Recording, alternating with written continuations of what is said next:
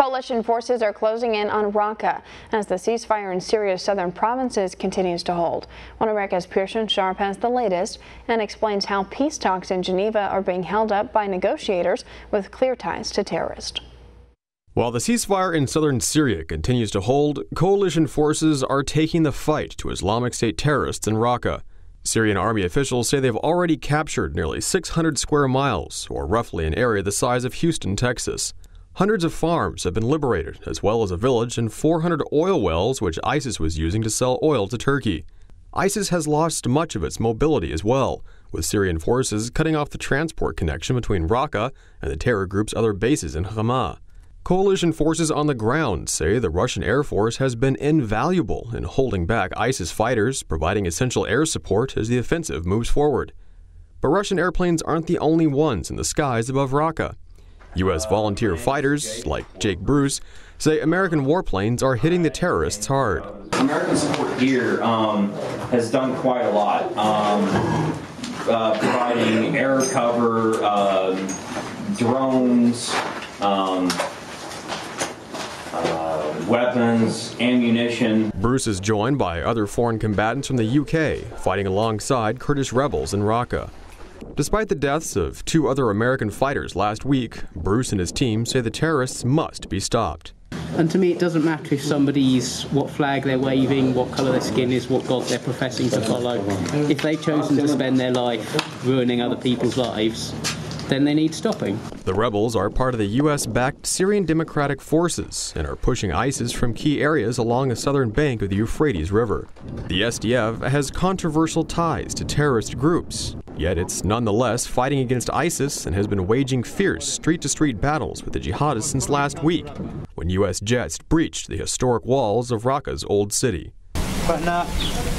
We went to the area. Inside there were civilians who were stuck. Some of our colleagues went to help them and took them away from the area where clashes were taking place, and thank God there were no injuries. The Russian and U.S. air cover will be more important than ever as Syrian army forces move in to retake the Al-Tabqa air base. But Syrian commanders say that more civilians are likely to die as the ISIS terrorists are still using residents as human shields. Those who attempt to leave the city expose themselves to massive risks.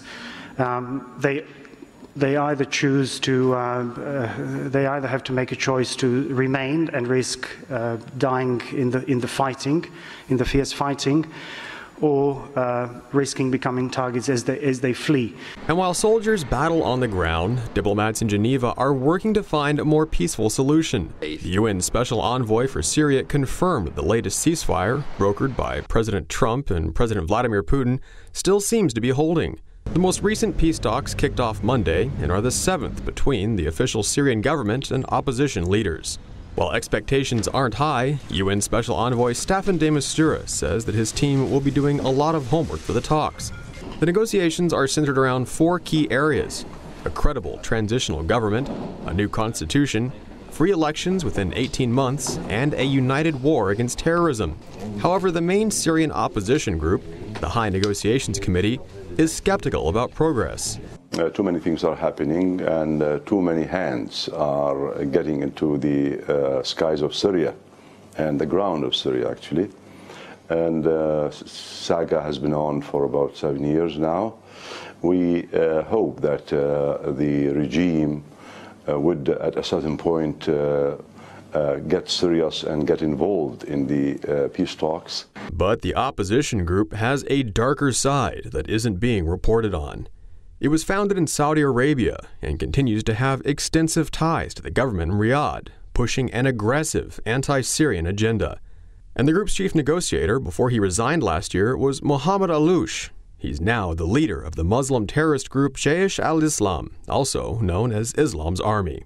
His brother vowed to exterminate all religious minorities in Damascus, advocating genocide against Alawite and Christian men, women, and children. The group paraded hundreds of Alawites around the city in cages, raided clinics and killed doctors, and even forced civilians into ovens, burning them alive. When terrorist groups like these are part of the negotiating table, it seems unlikely that a working peaceful solution can be reached. Yet the mainstream media treats these opposition groups with the respect of foreign dignitaries and blames President Assad's government for letting down negotiations. Even so, Staffan de Mistura says that with the U.S. and Russia cooperating, there's still hope. When two superpowers, Russian Federation, which is an ally of President Assad, and the United States of America, agree fundamentally at that level in trying to make that ceasefire work, there is a strong chance that that will take place. For now, the negotiations are underway, the ceasefire is holding, and terrorists are being driven out of Raqqa. While the fight is ongoing, many believe that stability in Syria is just a matter of time and cooperation. Pearson Sharp, One American News.